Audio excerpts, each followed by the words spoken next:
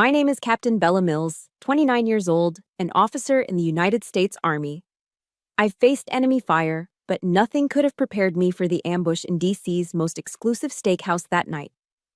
Amid the clinking of crystal, my father, Howard Anderson, looked at me with ice in his eyes and declared, "The family has decided to remove you from the will. You chose that little military life, and you are no longer an Anderson." My mother smiled faintly behind her silk napkin, while my brother smirked. They raised their champagne glasses, turning my public humiliation into a family celebration. They made one fatal mistake. They thought they were attacking a daughter, but they forgot they had just declared war on an officer trained to expose men exactly like them. If you have ever been made to feel like an outsider by your own family, let me know where you're watching from. Hit that like and subscribe button, because this is the story of how one soldier taught a corrupt empire the true meaning of loyalty. The air in the private dining room of the Capitol Grill was thick, a suffocating blend of my father's Macallan 25 and my mother's Chanel No. 5. It was the scent of manufactured power, a fragrance I had spent the last decade trying to wash from my memory. I stood in my Army service uniform, the deep blue jacket and crisp white shirt feeling like armor in a place that fought its wars with whispers and stock options. The room's dark mahogany walls seemed to absorb the light, reflecting only the polished gleam of old money and older secrets. The heavy leather chairs sighed as family members settled into them, their laughter echoing with a hollowness I knew all too well. They treated my return from a high-stakes deployment as if I'd been on a European backpacking trip. "Bella, darling, how was your trip?" my Aunt Carol asked, her eyes scanning my uniform as if it were a poorly chosen outfit for a gala. "Did you get a nice tan?" I offered a tight, disciplined smile. "It was productive, Aunt Carol. Not much sun."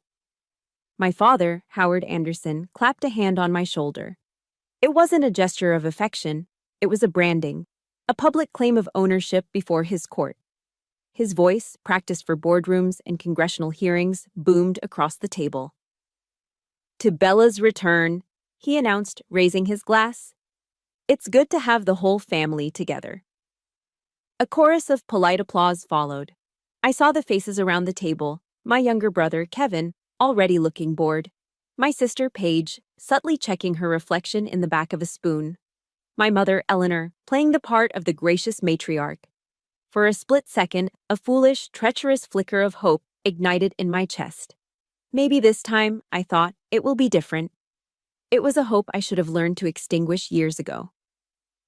The moment the toast ended, the atmosphere shifted. The mask of celebration fell from my father's face, replaced by the cold, transactional expression he reserved for hostile takeovers. He cleared his throat, a sound that instantly silenced all other conversation. The clinking of silverware stopped. Every eye turned to him. "Bella," he began, his voice flat, devoid of any warmth. "I'm glad you could make it. We have a family matter to discuss, and it's best we do it directly." He paused, letting the weight of the silence press down on me. "Effective immediately, the family has decided to remove you from the will. All trusts and inheritances tied to the Anderson name will be redistributed." The words hung in the air, clinical and brutal. It wasn't an emotional outburst. It was a corporate decree. I felt the blood drain from my face, but my training kicked in. My posture remained rigid, my gaze fixed on him. I didn't give him the satisfaction of seeing me flinch. To drive the knife in deeper, my mother leaned forward, her voice a silky, venomous whisper. "Darling," she said, dabbing the corner of her mouth with her napkin. "We simply can't have a common Mills name diluting the Anderson legacy. It's a matter of brand integrity." She looked at my uniform, a flicker of disdain in her eyes. "Besides, that uniform, while patriotic, I suppose, doesn't really fit the family brand. It's a bit severe." Her words were a secondary explosion, more damaging than the first. They weren't just taking my inheritance, they were attacking my identity, my service, the one thing I had built for myself with sweat and sacrifice. They were calling my life's work, my honor, a common and severe choice that embarrassed them. Their pronouncement was a signal, and the pack moved in for the kill. My brother Kevin, the golden boy heir apparent, leaned back in his chair with a smug grin. "Hey, don't worry about it, Bella," he said, his tone dripping with condescending pity. "I'm sure a captain's salary is enough to get by, right?" Across the table, my sister Paige whispered loudly to her friend, just loud enough for me to hear. "Finally, Mom and Dad are doing the right thing. It's about protecting our future." The final betrayal came from my uncle, a man who, just 2 years prior, had called me asking for advice on getting his own son into the military. He now nodded sagely at my father. "Howard, you've done the right thing," he declared, his voice full of false gravity. "Loyalty to the family must come first. It's a hard lesson, but a necessary one." In their eyes, I wasn't the victim, I was the traitor. They had twisted their cruelty into a moral lesson, and I was the villain of my own execution. They were celebrating not just my disinheritance, but the reaffirmation of their own closed, corrupt world. A world where loyalty was transactional and honor was just a brand. They expected me to break. They were waiting for the tears, the pleading, the angry outburst. It would have completed their ceremony, confirming their power over me. But they had forgotten who they were dealing with. I was not the lost little girl they remembered. I was an officer in the United States Army. My gaze swept across the table, a slow, deliberate scan. I met each of their eyes, cataloging every smirk, every flicker of satisfaction, every cowardly nod of agreement. I was no longer seeing family. I was identifying hostiles. With practiced precision, I placed my knife and fork together on my plate, perfectly parallel. I lifted the heavy linen napkin from my lap, folded it neatly into a crisp square, and placed it to the left of my plate. My movements were economical, silent, and final. Then, I stood. My spine was straight, my shoulders back. I looked directly at my father, the commander-in-chief of this ambush. My voice, when it came, was steady, level, and completely devoid of emotion. It was the same tone I used to acknowledge an order on the battlefield. "Roger that, sir," I said. "Thank you for the dinner." I turned, not with a storm of fury, but with the controlled grace of a soldier executing a maneuver. My polished dress shoes made sharp, rhythmic clicks on the hardwood floor as I walked out of the room, leaving behind a stunned, deafening silence. They had wanted to see me fall apart. Instead, they had just witnessed a perfect, tactical withdrawal. And the war had just begun. The tactical withdrawal ended the moment the door to my temporary apartment clicked shut behind me. The silence of the small, sterile space in Arlington was louder than the stunned quiet I'd left at the restaurant.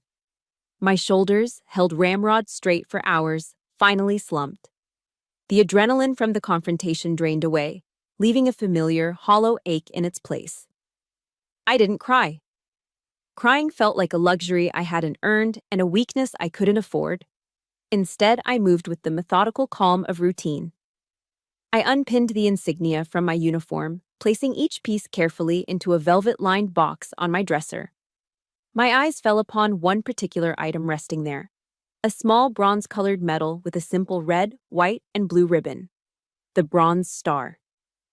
It wasn't shiny or ostentatious. It was heavy, both in my hand and in my memory. Holding it, the present dissolved, and the ghosts of the past began to speak.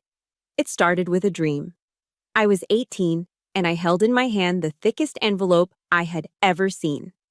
The letterhead read, United States Military Academy at West Point. It wasn't just an acceptance letter, it was my ticket out. It was validation. It was the beginning of a life defined by honor and purpose, a stark contrast to the Anderson world of profit margins and social maneuvering. I remember sitting on my bed, tracing the embossed seal with my finger, feeling a sense of belonging for the very first time. My dream was born on a Tuesday morning in September when I was a teenager. I watched the second tower fall on a classroom television, and something inside me shifted forever. A profound, unshakable need to serve settled deep in my bones. For my family, the tragedy of 9/11 was a business opportunity. For me, it was a call to duty. That acceptance letter was the culmination of that calling. But my timing was inconvenient for my father. Anderson Defense was facing a temporary cash flow problem, he'd explained, his face a mask of paternal concern. He asked me to defer my admission for 1 year to come work in the company's accounting department. Just to help the family stabilize things, Bella, he'd said. We need all hands on deck. Driven by a daughter's sense of duty, a loyalty he so easily discarded tonight, I agreed. I put my life on hold to help my family. A month into the job, while running some internal expense reports, I found the truth. There was no cash flow problem. My tuition and living expenses, already set aside in a trust, had been liquidated. The same week, my brother Kevin, on his 16th birthday, was handed the keys to a brand new Porsche 911. I confronted my father in his office, the printout shaking in my hand. He didn't deny it. He simply took a sip of his scotch and looked at me as if I were a naive child. The Porsche is an investment in the future CEO of this company, he said, his voice cold. Your West Point idea is an expensive hobby. The sting of that humiliation felt fresh again as I placed the bronze star back on the dresser. The medal wasn't just a piece of metal, it was proof that my hobby had value. I had earned it during a particularly brutal tour for actions that still visited me in my sleep. I returned home on leave, wearing it on my dress uniform, hoping, stupidly, for a glimmer of pride in their eyes. My mother was hosting one of her DC society parties. The air was thick with political gossip and expensive perfume. She introduced me to a senator's wife with a dismissive wave of her hand. This is my daughter, Bella, she'd said. She works for the government. The woman's eyes landed on the medal pinned to my chest. Oh my, what's that? She asked with genuine curiosity. My mother laughed, a light tinkling sound that made my blood run cold. Oh, that, she said, as if it were a piece of costume jewelry. It's just a little trinket they give out to the employees. A thank you for their time, I think. A trinket. The weight of my actions, the lives of the soldiers I fought alongside, the sleepless nights, and the constant threat of danger, all of it reduced to a party favor. I stood there, a decorated officer in a room full of powerful people, and felt completely and utterly invisible. The only person who ever saw me was my grandmother. Grandma Mills. During the hell of basic training, when my body was bruised and my spirit was frayed to a thread, a small package would arrive every single week without a return address. Inside, there would be a Ziploc bag of her homemade chocolate chip cookies, the kind that were still a little soft in the middle, and a small handwritten note on a piece of scrap paper. It always said the same thing. Stay strong, my Mills girl. Those cookies were more than just a taste of home. They were a lifeline. They were a quiet rebellion against the Anderson name. They were a reminder that someone, somewhere, saw my path, not as a disgrace, but as a source of pride. My grandmother was the reason I legally changed my last name to Mills the day I graduated. It was my way of honoring the only true loyalty I had ever known. The Andersons, of course, saw it as the ultimate act of betrayal. A final memory surfaced, unbidden. It was from that year I'd spent in my father's accounting department. He'd come into the office late one night, smelling of whiskey and self-satisfaction after closing a major government contract. He was in a boastful mood. He pulled me over to his computer, showing me complex spreadsheets and shell corporations registered in Delaware and Panama. He laughed, a low, conspiratorial chuckle. Rules are for the little people, Bella Anderson, he'd slurred, his finger tracing a line of multi-million-dollar transactions. Smart people make their own rules. He thought he was teaching me about power. He thought he was showing me how the world really worked. He had no idea that he was handing me a weapon. He was giving his daughter, an accounting specialist with a soldier's unwavering moral code, the very blueprint to his own destruction. I looked around my empty apartment. The ghosts of the past retreated, leaving behind not just pain, but clarity. My father was right. Smart people did make their own rules, and I, Captain Bella Mills, was about to write a new one for the Anderson Empire. From my apartment window in Arlington, I could see the distant, formidable shape of the Pentagon. It was a constant reminder of the oath I took, a silent witness to the mission that was now unfolding. Grief is a luxury a soldier cannot afford in the middle of a battle. and I was in the middle of a battle. I didn't allow the hollow ache from the restaurant to fester. I compartmentalized it. I took the pain and anger, packed them down into a tight, dense core of energy, and stored them away. They would be the fuel.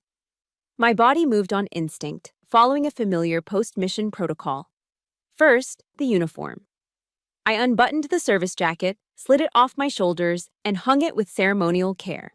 It was more than fabric. It was a symbol of everything the Andersons despised and everything I had become. Next, a cold shower. I stood under the icy spray until my skin prickled and my mind was sharp, washing away the lingering scent of my mother's perfume and the stale air of their lies. By the time I sat down at the small desk in the corner of the room, the transformation was complete. I was no longer Bella Mills, the disowned daughter. I was Captain Mills, a forensic accounting specialist for the U.S. Army Finance Corps, and I was preparing for an operation. I powered on my government-issued Dell Latitude, a rugged, encrypted laptop that had survived dust storms in Iraq and humidity in places I wasn't allowed to name. The screen flickered to life, and I entered a complex series of passwords. My fingers moved swiftly across the keyboard, navigating to a deeply buried, multi-layered encrypted folder. The folder was labeled Oplan B, Operation Plan Bravo, a contingency plan. Inside was a meticulously organized network of files, spreadsheets, scanned invoices, encrypted emails, and audio recordings of phone calls. It was my secret arsenal, a collection of evidence I had been gathering for the last 3 months, ever since a phone call from my mother. She had called me out of the blue, her voice dripping with an uncharacteristic sweetness that immediately set off my internal alarms. "Bella, darling," she'd cooed. "Could you do Mommy a tiny favor? I was just looking at some of the company's numbers, and a few things don't quite add up. You've always been so clever with this sort of thing." She saw me as a glorified bookkeeper, a low-level number cruncher who could tidy up some minor discrepancies. She and my father had always underestimated me, assuming my military career was for people who couldn't succeed in the real world. They had no concept of my actual job. My specialty wasn't just accounting, it was hunting. I was trained by the Defense Finance and Accounting Service, DFAS, to hunt for fraud, waste, and abuse in the most complex multi-billion-dollar defense contracts on the planet. My mother thought she was handing me a shoebox of receipts. She had unwittingly handed me the key to their entire corrupt kingdom. It took me less than a day to see the pattern. It was a classic, almost insultingly simple fraud scheme, scaled to an audacious level. I clicked open a file containing invoices for basic vehicle components. Bolts and screws for Humvees, items that cost less than $1 a piece, were being billed to the Pentagon at $50. Multiply that by hundreds of thousands of units, and the numbers became staggering. I followed the money. Massive payments were routed from Anderson Defense to a series of shell companies with addresses in Delaware and post office boxes in Panama. From there, the money was funneled back, laundered clean, into the pockets of top executives, disguised as performance bonuses. My father, my uncle, even my brother Kevin were all recipients. It was sickening, but it wasn't the worst of it. As I dug deeper, I found something that made my blood run cold. A separate set of documents, hidden within procurement logs, detailed the sourcing of materials for vehicle armor plating. I cross-referenced the supplier codes against the Department of Defense's approved vendor list. No match. The supplier was an unlicensed steel manufacturer out of Shanghai, known for producing substandard materials. Anderson Defense was knowingly using cheap, uncertified steel to build the armor on Humvees. They were putting American soldiers, my brothers and sisters in arms, inside vehicles with defective protection to skim an extra few $1 million in profit. The betrayal I felt at the dinner table was a shallow cut compared to this. This was a deep, mortal wound. They weren't just stealing taxpayer money. They were trading the lives of soldiers for a higher profit margin. My family's name, the legacy they were so desperate to protect, was built on the potential graves of my comrades. As I was organizing the files, cross-referencing a final set of wire transfers, my phone buzzed. An unknown number. I hesitated, then answered. "Bella?" The voice was frail, trembling with an emotion I couldn't place. It was my grandmother. "Grandma." "Oh, Bella, I'm so sorry," she whispered, her voice cracking. "I sat there tonight and I said nothing. I was a coward." "It's okay, Grandma. You don't have to." "No, listen to me," she interrupted, a new urgency in her tone. "There's something you need to know.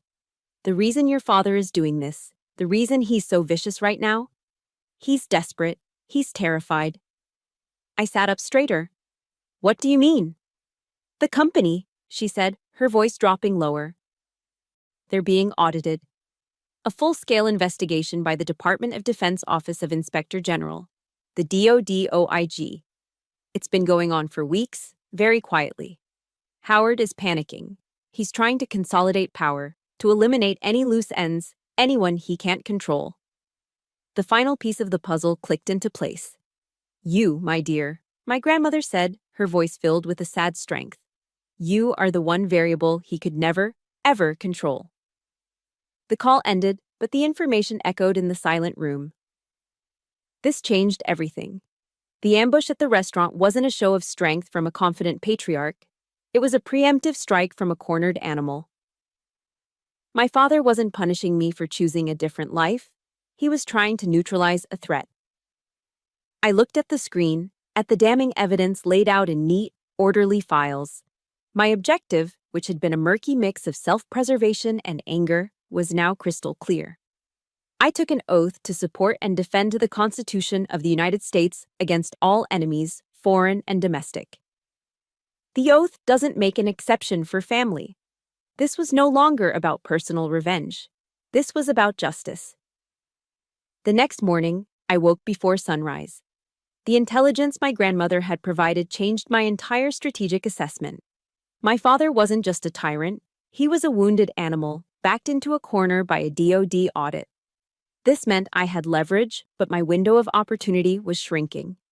A legal battle would be slow, a war of attrition fought in expensive conference rooms, and my father owned that territory. I knew this war couldn't be won in a courtroom, not at first.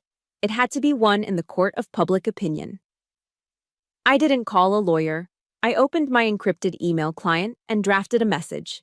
It was addressed to Timothy Hayes. Anyone who followed investigative journalism in Washington knew the name. Hayes was a Pulitzer Prize-winning reporter for the Washington Post, a grizzled, old-school newsman who had made a career out of exposing corruption in the defense industry. He was the closest thing this city had to a legendary dragon slayer, and I was about to walk into his lair and offer him a dragon. My email was short, precise, and professional. The subject line read, "Urgent, Anderson Defense." The body was just 2 sentences. "Mr. Hayes, I have irrefutable proof of large-scale contract fraud and endangerment of U.S. troops at Anderson Defense. Source is internal. Requesting an in-person meeting at your earliest convenience." I signed it simply, Captain Bella Mills, U.S. Army. I knew the name Anderson Defense would be the bait. The rank of captain would, I hoped, be the hook that set my message apart from the usual crank calls and conspiracy theories he must receive every day. An hour later, a one-word reply appeared in my inbox. "Where?" We agreed to meet at the Old Ebbitt Grill, a D.C. institution just a stone's throw from the White House. It was the perfect location, a place so steeped in the city's history of back-channel deals and anonymous sources that our meeting would be utterly inconspicuous. The air inside smelled of old wood, brass polish, and secrets. I chose a booth in a dimly lit corner and was nursing a club soda when he arrived. Timothy Hayes looked exactly like his byline photo. In his mid-50s, with a tired slump to his shoulders that suggested too many deadlines and not enough sleep, but his eyes were sharp, scanning the room with the practiced vigilance of a predator. He slid into the booth opposite me, not bothering with pleasantries. "Captain Mills," he said, his voice a low gravel. He looked me up and down, his skepticism almost a physical presence in the air. "I'll be honest with you. I get a dozen emails like yours a week. Disgruntled employees, jilted lovers, angry children. I don't have time for family squabbles." I held his gaze, my own expression unreadable. I hadn't come here to tell him my sob story. I wasn't looking for a shoulder to cry on. I was looking for a weapon. This isn't a family squabble, Mr. Hayes, I said, my voice even. I slid a small encrypted USB drive across the table. It stopped just short of his coffee cup. This is about soldiers who could die because of defective body armor. It's about hundreds of millions of taxpayer dollars being funneled into offshore accounts. Open the file named Project Nightingale. You'll understand. He stared at the USB drive, then back at me. A long moment passed. He pulled a small specialized tablet from his briefcase, an air-gapped device completely disconnected from any network, and plugged in the drive. I watched his face as he read. It was a fascinating transformation. The initial mask of weary cynicism slowly dissolved. His eyebrows knitted together in concentration. Then, his jaw tightened.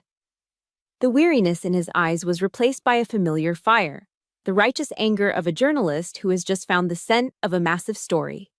He scrolled through spreadsheets, scanned internal memos, and read the transcript of damning emails. Finally, he looked up from the screen. The man looking at me now was not the same one who had sat down 2 minutes earlier. "My God," he whispered, his voice hushed with the gravity of what he'd seen. This is a bombshell." For the first time since that horrible dinner, I felt a knot in my chest begin to loosen. I didn't have to plead my case. I didn't have to convince him. The facts spoke for themselves, cold, hard, and irrefutable. In that moment, he saw me not as a scorned daughter, but as a credible source. He saw me. He leaned forward, his voice low and serious. "Captain, do you have any idea what you're doing? Who you're going up against? Howard Anderson doesn't just have money, he has this entire city in his pocket. He can make one phone call and have you buried so deep you'll never see the light of day again." I looked him straight in the eye, my resolve hardening like steel. I took an oath to support and defend the Constitution of the United States against all enemies, foreign and domestic. I said, my voice clear and unwavering. That oath doesn't have a waiver for my father. That was it. That was the final piece he needed. A slow nod of understanding, of respect, passed between us. He was no longer just a reporter, and I was no longer just a source. We were allies. "All right, Captain," he said, closing the tablet. "I'm in." He extended a hand across the table. "But I need 3 days. I have to cross-verify some of these shell corporations and speak to a couple of my own sources deep inside the Pentagon. This has to be airtight." I shook his hand. It was a firm, solid grip. "In the meantime," he added, his eyes holding mine, "be careful. Your father is a powerful man, and if he gets even a whiff that you're talking to the press, he'll come after you with everything he's got." The meeting ended. As I walked out of the historic restaurant and onto the busy streets of D.C., I didn't feel alone anymore. I had found more than a journalist. I had found a brother in arms for the new war I was about to fight. And, that feeling of finally being heard, of having someone believe you when the people who were supposed to love you most turned their backs. That feeling is everything. If you believe that truth and courage are the most powerful weapons we have, please support this story by hitting the like button. And let me know in the comments by simply writing, "I stand with Bella." It means more than you know. In Sun Tzu's The Art of War, there's a principle. All warfare is based on deception. Hence, when able to attack, we must seem unable. When using our forces, we must seem inactive. For 48 agonizing hours, I embraced that principle. I remained silent, inactive, and my silence drove the Andersons insane. They were used to controlling the narrative, to provoking a reaction they could then manipulate. My refusal to engage was a strategic move they couldn't comprehend, and it made them desperate. The first wave of their counteroffensive came from my mother. My phone screen lit up with a series of long, rambling text messages, each one a masterclass in passive-aggressive manipulation. "Bella, darling, my heart is simply broken. Family is everything. Please don't let this stubbornness of yours destroy what little we have left." I read the words, devoid of any genuine emotion, and deleted them without replying. Next came Paige. She launched a social media campaign, posting a flood of perfectly curated photos from past family vacations on her Instagram. Pictures of them smiling on a yacht in the Hamptons, skiing in Aspen, all artfully cropped to exclude me. Each post was tagged with the nauseating hashtag Anderson Strong. It was a petty public erasure of my existence, designed to paint me as the outcast who never belonged in the first place. But the most insidious attack came from Kevin. He called, his voice a smug cocktail of condescension and feigned concern. "Hey, Bella," he started, as if we were just catching up. "Listen, I talked to Dad. He's disappointed, obviously. But he said he's willing to give you one last chance." I said nothing, letting the silence stretch. "All you have to do," he continued, "is come see him. Apologize, sincerely. Tell him you made a mistake. Don't be an idiot and throw everything away over a little wounded pride." The offer of forgiveness was wrapped in an insult, a classic Anderson tactic. They offered a path back, but the toll was my dignity. I stayed silent. His tone shifted from patronizing to irritated. "Dad just wants you to come back to reality, Bella, to be a normal person, not some robot in a uniform playing a little soldier game." He hung up. The psychological warfare was escalating, but the next move from my father was far more dangerous. He began to leverage his network, probing my defenses. He made a call to a retired 3-star general who sat on the Anderson Defense Board of Directors. A friendly inquiry. A few hours later, I was summoned to my commanding officer's office. Colonel Wallace was a tough but fair man, a leader I respected immensely. He gestured for me to sit down, his expression uncharacteristically neutral. "Captain Mills," he began, his voice calm. "Just checking in. How was your leave? Everything all right on the home front?" The question was casual, but the weight behind it was immense. It was a warning shot, fired from my father's cannon, but delivered by my own command. My father was testing the walls of my fortress, seeing if he could use the very institution I served to put pressure on me. I understood the message perfectly. "I can reach you anywhere." "Everything's fine, sir," I replied, my voice steady. "Just some family matters to attend to." "Understood," he said, his eyes searching mine. "Let me know if you need anything." I was dismissed, but the chill of that conversation lingered. The battlefield was expanding. Just as I was processing this new threat, my phone rang again. It was Timothy Hayes. The moment I heard his voice, I knew something was wrong. The confident, determined tone from our meeting was gone, replaced by a tense urgency. "Bella, we have a problem," he said, skipping the pleasantries. "My editor just got a call from a high-level source at the Pentagon. They're trying to kill the story before it even runs." My stomach tightened. "What are they saying?" "They're painting you as a disgruntled daughter on a personal vendetta," he said, the frustration clear in his voice. "They're claiming you're abusing your security clearance and fabricating evidence to get back at your father for cutting you off. It's a smear campaign, and they're aiming it straight at your credibility as an officer, and mine as a journalist." My father wasn't just defending himself anymore. He was attacking the integrity of the Washington Post. He was attacking my honor as a soldier. He was willing to burn everything to the ground to protect his empire. The war was no longer being fought in the shadows. It was spilling out into the open on multiple fronts. As if on cue, my phone buzzed with another call. Kevin's name flashed on the screen. This time, there was no pretense of concern. His voice was cold and commanding, a direct order. "Dad wants to see you," he barked. "Tomorrow, lunch, Army and Navy Club. Don't be late." He hung up before I could respond. The choice of venue was a deliberate power play. The Army and Navy Club, a historic bastion of military and political influence in D.C. It was his home turf, a place where his name carried immense weight, where portraits of decorated generals would look down on me as he delivered his ultimatum. I stood there, feeling the pressure from all sides, the family's emotional manipulation, the military's implicit warning, the media's potential retreat. It was a coordinated assault, designed to isolate and overwhelm me. They expected me to break. They expected me to crawl back, begging for the forgiveness Kevin had offered. I looked at my copy of The Art of War sitting on my nightstand.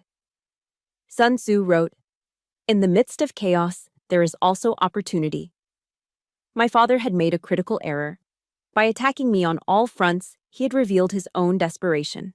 He thought he was laying a trap. He didn't realize he was giving me a battlefield of my own choosing. A defensive posture was no longer an option. It was time to go on the offensive. I picked up the phone and sent a text back to Kevin, one that he would show my father. It contained just 4 words. Tell him I'll be there. At West Point, they teach you about 2 kinds of courage. Physical courage is the ability to face fire and danger without flinching. But they also teach you about moral courage, the infinitely harder and rarer kind.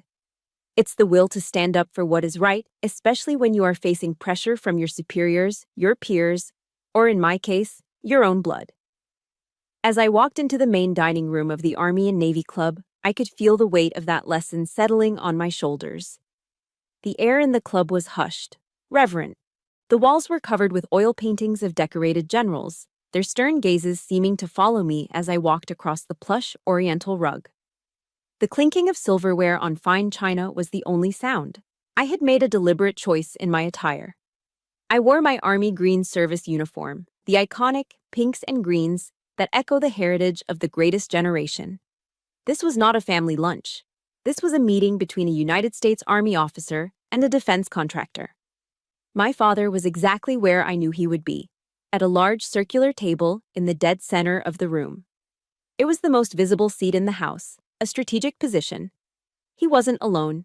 He was flanked by several influential figures, a retired admiral, a well-known lobbyist, and a senior partner from a K Street law firm. He was using them as a backdrop, a silent audience to witness my surrender.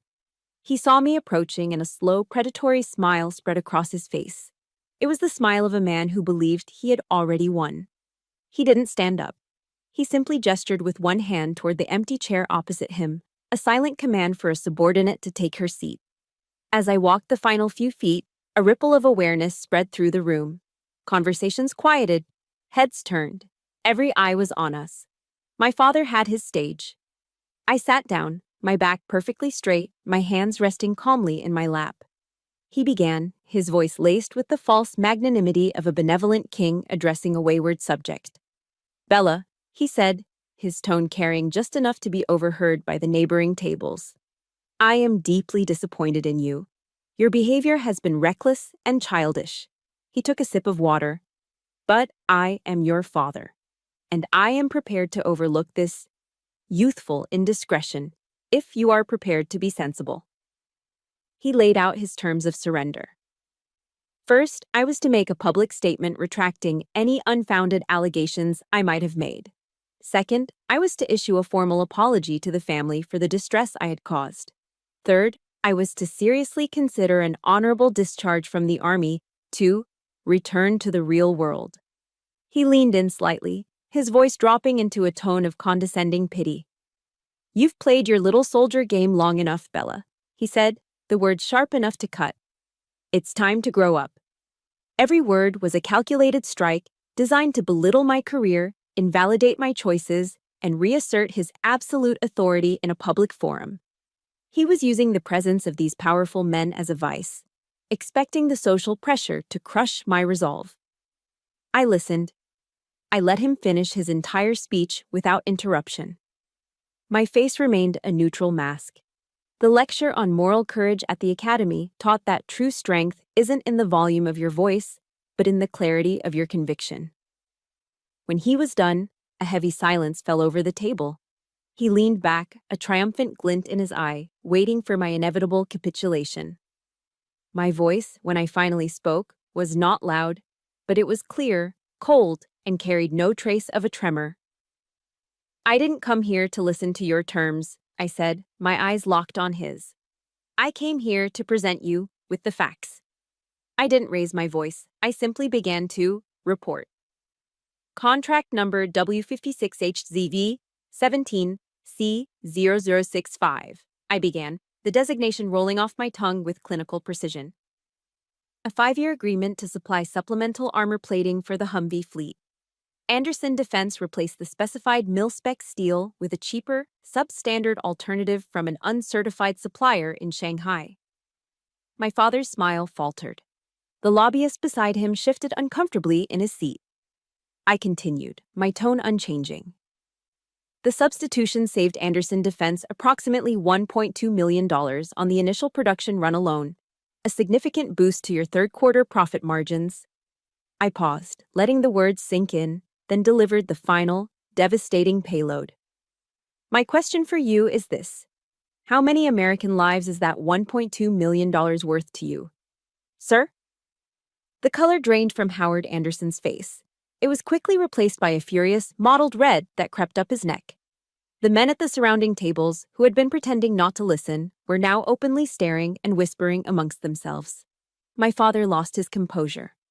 The mask of the calm, powerful patriarch shattered, revealing the desperate, cornered man underneath. He leaned across the table, his voice a harsh, guttural whisper. "You have no idea what you're doing," he hissed, his eyes blazing with fury. "I can make one phone call. One, and your entire career will evaporate. You will never be promoted. You'll be reassigned to some godforsaken desk in North Dakota until you quit. You will be forgotten." I stood up slowly, my chair making no sound on the thick carpet. I looked down at him, at this man who was no longer my father, but simply the enemy. "You made a mistake," I said, my voice now as hard and unyielding as the steel he should have been using. "You think you can threaten me with your power. You think you can make me afraid." I looked him dead in the eye. "But you forgot something.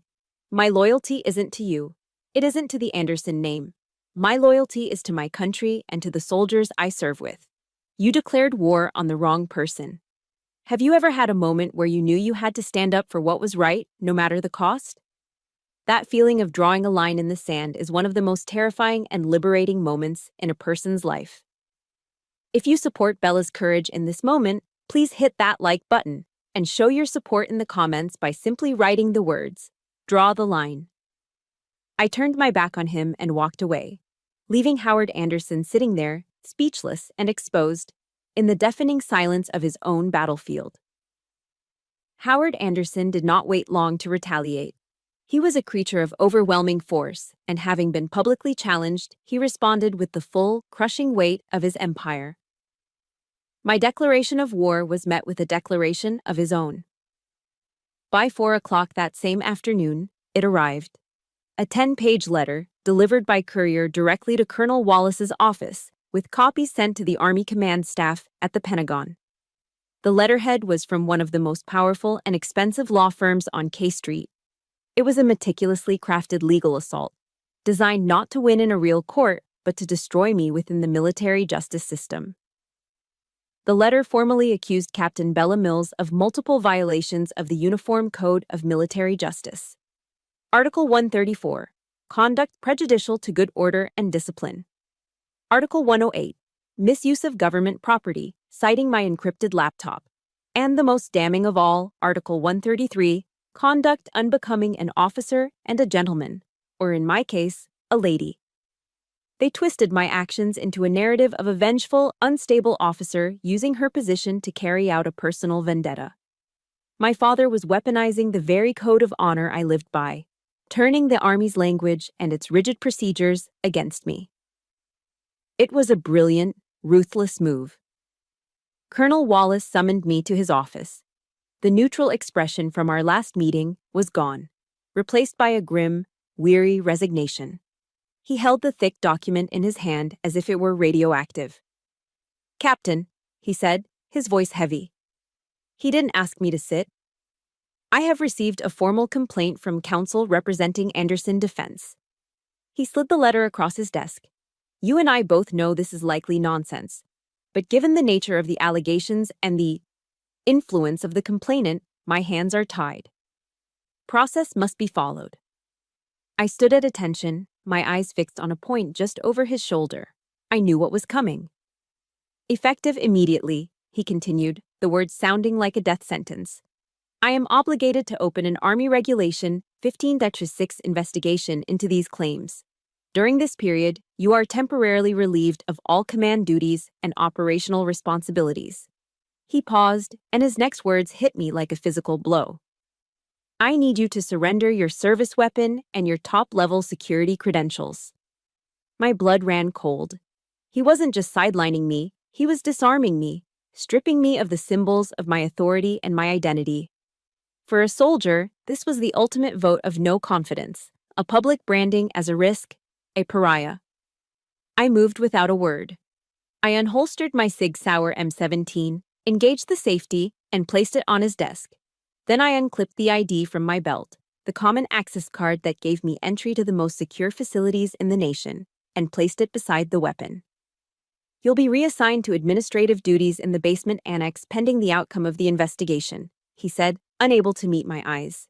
Captain, He trailed off, the unspoken words hanging between us. I believe you. I'm sorry. But it didn't matter. The system was in motion, and it was grinding me down. My new office was a windowless 10 by 10 concrete box in the sub-basement, smelling faintly of old paper and disinfectant. My new job was to collate decades-old supply manifests, mind-numbing, meaningless work designed to isolate and demoralize me. My colleagues, men and women I'd served with and trusted, now averted their eyes when I passed them in the hallway. They weren't hostile, but they were cautious. I was under investigation. I was now a potential problem, and in the military, you keep your distance from problems. I had never felt so utterly alone. I was an outcast in my own family, and now I was a prisoner in the institution I had dedicated my life to. As soon as I was alone in my concrete cell, I sent a single encrypted text to Timothy Hayes.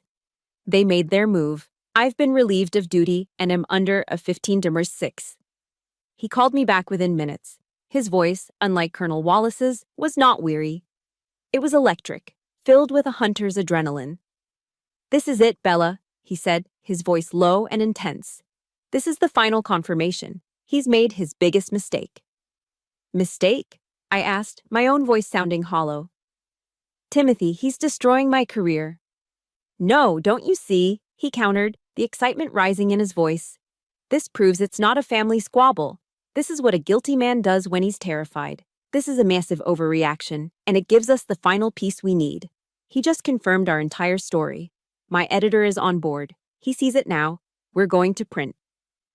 I felt a surge of hope, a small pinprick of light in the suffocating darkness. When?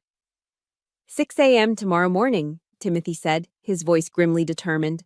Front page of the Post, above the fold. Digital and print. Get ready, Captain. Hell is about to break loose. My father's attack, meant to be the killing blow, had just lit the fuse on the bomb he was so desperately trying to defuse. That night, I sat in my silent apartment, the city lights of Arlington glittering outside. I felt a bone-deep exhaustion that had nothing to do with lack of sleep. My family had cast me out. The army, my sanctuary, had locked me in a cage. I was adrift. I found myself thinking about the story of Hugh Thompson, Jr., the helicopter pilot at My Lai. He saw a horrific wrong being committed by his own side and intervened. He landed his helicopter between American soldiers and Vietnamese civilians, ordering his crew to fire on the Americans if they continued the massacre. For years, he was treated as a traitor. His career stalled, his name whispered with contempt. But he never wavered, because he knew he had done the right thing. Decades later, he was recognized as a hero. I looked out my window toward the Potomac, where the Lincoln Memorial glowed, a steady beacon of white marble in the dark. I remembered why I had joined the army in the first place. It wasn't for glory, and it certainly wasn't for money. It was for a simple, almost naive belief in the ideals that Memorial represented: duty, honor, and a nation where no one, no matter how powerful, is above the law. I knew what was coming tomorrow would be a firestorm. But as I sat there, isolated and disarmed, I felt a profound sense of peace settle over me. Whatever happened next, I had done the right thing. I had honored my oath. I didn't sleep that night. I sat by my window, watching the city lights, feeling like a soldier in a trench waiting for the whistle to signal a charge over the top. At precisely 6 hours, my phone lit up with a notification from the Washington Post app. The moment had arrived. The bomb detonated with silent, digital precision. The headline was stark, brutal, and beautiful. Anderson Defense Empire accused of defrauding Pentagon of hundreds of millions, endangering troops. Timothy's article was a masterpiece of investigative journalism. It was meticulous, fact-checked, and supported by scanned invoices, damning email chains, and expert analysis. He laid out the entire scheme, the inflated costs, the shell corporations, and the unforgivable sin of the substandard steel. My evidence was the skeleton. His reporting was the flesh and blood that brought the monster to life. The story didn't just make a splash, it created a tsunami. Before the sun was fully up, it was the lead story on every news aggregator. By 7 a.m., it was being discussed on CNN, with retired generals expressing their shock and disgust. By 8 a.m., anchors on MSNBC were demanding immediate congressional hearings. The story spread like wildfire across social media. The hashtag #Anderson Defense, a torrent of public outrage. Trading for Anderson Defense stock was halted before the market even opened, but the pre-market indicators showed a catastrophic collapse.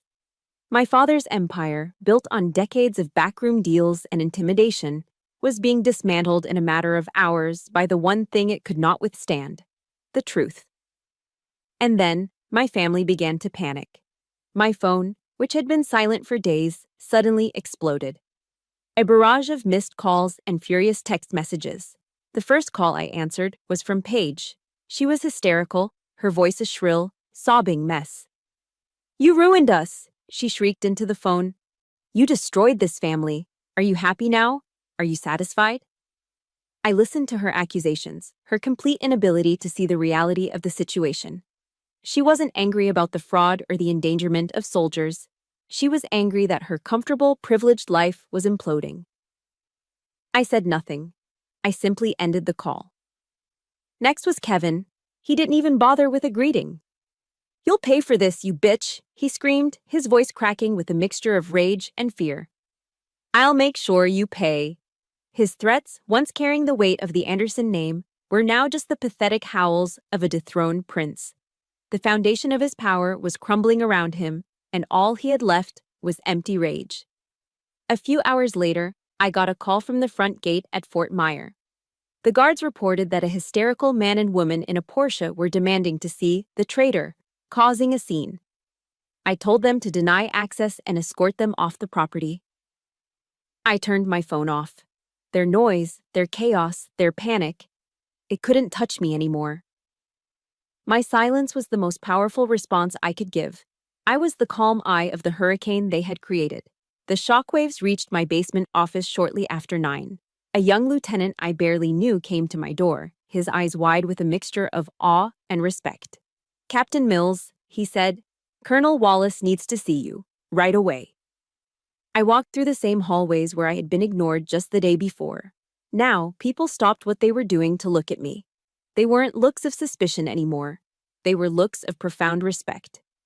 Officers nodded as I passed. A sergeant major gave me a subtle, almost imperceptible thumbs up.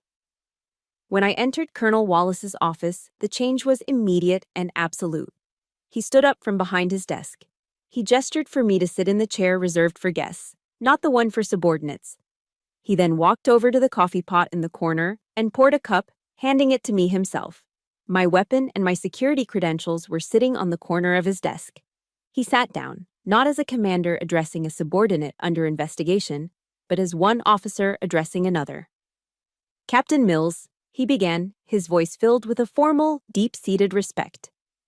"The AR-15-6 investigation against you has been terminated, effective immediately." He pushed my M17 and my ID card across the desk toward me. "Bella," he said, using my first name for the first time, "what you did, it took an extraordinary amount of moral courage. The United States Army is proud of you." I felt a surge of emotion so powerful it almost took my breath away. It was the validation I had spent my entire life craving, not from my father, not from my mother, but from a man who embodied the very honor and integrity I had sworn to uphold. It was a homecoming. The day ended as it had begun, with a phone call. It was late in the evening, and an unknown blocked number appeared on my screen. I knew who it was. I answered and waited in silence. The voice on the other end was almost unrecognizable. The booming, arrogant tone of Howard Anderson was gone. replaced by the weak, desperate rasp of a defeated old man. Bella, he started, his voice strained. Bella, please, you have to call it off. Tell them it was a misunderstanding. A mistake. I listened to the sound of his world collapsing. I'll give you everything, he pleaded, the words tumbling out in a pathetic rush.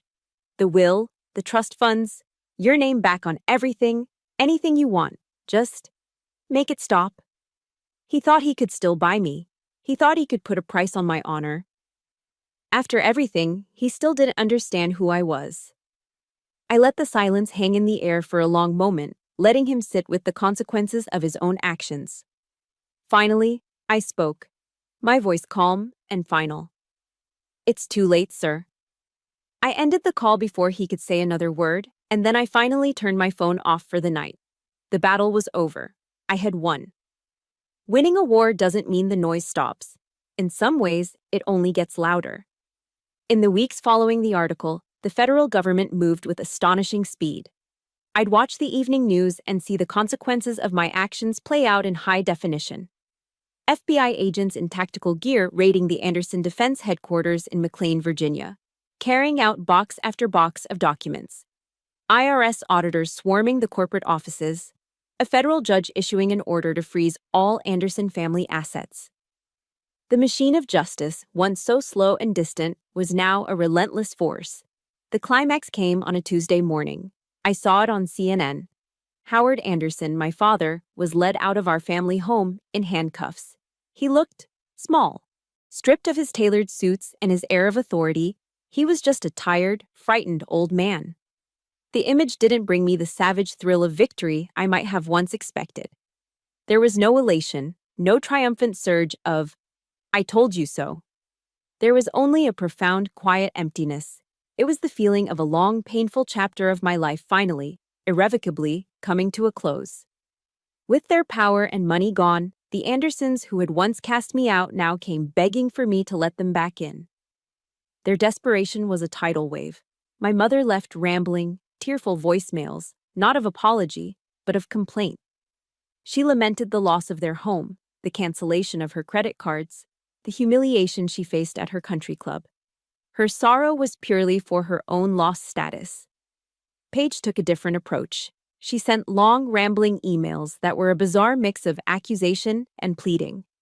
One paragraph would blame me for destroying the family. The next would beg me to do something to save our father. It was a fire hose of guilt, blame, and frantic appeals. You've always been jealous of what we had, she wrote in one. And then, sentences later, Bella, please, he's your father. You can't let them do this to him. You have to talk to the prosecutors, tell them it's a mistake. They weren't sorry for what they had done. They were only sorry for the consequences they now had to face. I read the emails, I listened to the voicemails, and I never once replied. My silence was no longer a strategy. It was a boundary. A solid, impenetrable wall I was building around my own peace. There's a prayer they sometimes mention in recovery groups, the Serenity Prayer. God, grant me the serenity to accept the things I cannot change, the courage to change the things I can, and the wisdom to know the difference. I realized I could not change my family, but I could change how I allowed them to affect me. The only person I agreed to see was my grandmother. I drove out to her small, charming house in Annapolis, Maryland. We sat in her backyard garden, surrounded by the scent of roses and freshly cut grass. The late afternoon sun was warm on my face. She took my hand, her grip still surprisingly strong, her eyes filled with tears. I am so proud of you, Bella, she said, her voice thick with emotion. You did what no one else in this family ever had the courage to do. You chose honor over money. Sitting there with her, I understood something profound about forgiveness. I had always thought it meant reconciliation, letting people back into your life. But I realized that wasn't true. I could forgive my family for my own sake. I could let go of the anger and the bitterness that had been a poison in my own heart for years, without ever having to welcome their toxicity back into my world. Forgiveness wasn't about them, it was about me.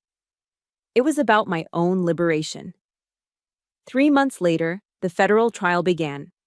I was called as the prosecution's star witness. As I walked into the U.S. District Courthouse, I felt a strange calm. I wore my full-dress uniform, the same one my mother had called a trinket. Today, it was my shield and my sword. I took the witness stand, raised my right hand, and swore an oath to tell the truth. Across the courtroom, at the defendant's table, sat my father. He was dressed in an ill-fitting orange jumpsuit, the vibrant color a stark contrast to his pale, haggard face. He looked like a stranger, a ghost from another life. He refused to meet my eyes. The prosecuting attorney walked me through the evidence, piece by piece, the inflated invoices, the shell corporations, the substandard steel. I answered each question calmly and factually, my voice steady, my testimony backed by the mountain of data I'd compiled. Then came the cross-examination. My father's defense attorney, a famously aggressive lawyer from a top DC firm, approached me with a predatory smile. His strategy was clear. If you can't challenge the evidence, you attack the witness. "Captain Mills," he began, his voice dripping with condescension. "Isn't it true that just weeks before you provided this information to the press, your father had you disinherited?" "Yes, that's correct," I said. "And isn't it true," he continued, pacing in front of the jury box, "that you felt betrayed, angry, humiliated?" I was disappointed in his decision. "Yes." "Disappointed?" the lawyer scoffed. "Or were you vengeful? Isn't this whole thing, this entire spectacular trial, nothing more than the petty revenge of a jealous daughter who was cut off from the family fortune?" He had thrown down the gauntlet. He was trying to reframe the entire narrative, to paint me as the villain, just as my family had done at the dinner table. I did not look at him. I did not look at my father. I turned my head and looked directly at the 12 men and women in the jury box. I looked at their faces, ordinary Americans, people who pay their taxes and believe in the rule of law. And I spoke to them. My voice was clear, firm, and filled with the conviction of my own truth. "Sir," I said, addressing the lawyer but holding the jury's gaze, "when I took my oath as an officer, I swore to support and defend the Constitution of the United States against all enemies, foreign and domestic." I paused, letting the weight of those words fill the silent courtroom. That oath has no family exception. After 6 long weeks, the jury returned its verdict. Guilty. On all counts. Howard Anderson was sentenced to 15 years in federal prison. His top executives received similar sentences. Anderson Defense, once a titan of the industry, was declared bankrupt, its remaining assets seized and liquidated to reimburse the U.S. government. The Anderson name, once a symbol of untouchable power in Washington, D.C., was now synonymous with disgrace. For me, the verdict wasn't a victory to be celebrated. It was a conclusion. It was the final heavy period at the end of a long and painful sentence. The weight I had carried on my back for my entire life, the constant grinding pressure to prove my worth to people who were incapable of seeing it, was finally lifted. I felt quiet. The aftermath in my own life was the polar opposite of the Anderson family's downfall. My actions, which had briefly made me a pariah, were now lauded throughout the military as a textbook case of moral courage and integrity.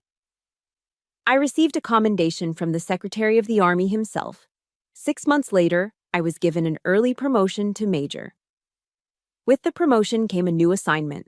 I was transferred to a special task force at the Pentagon, a unit specifically created to investigate fraud and corruption within the defense procurement system.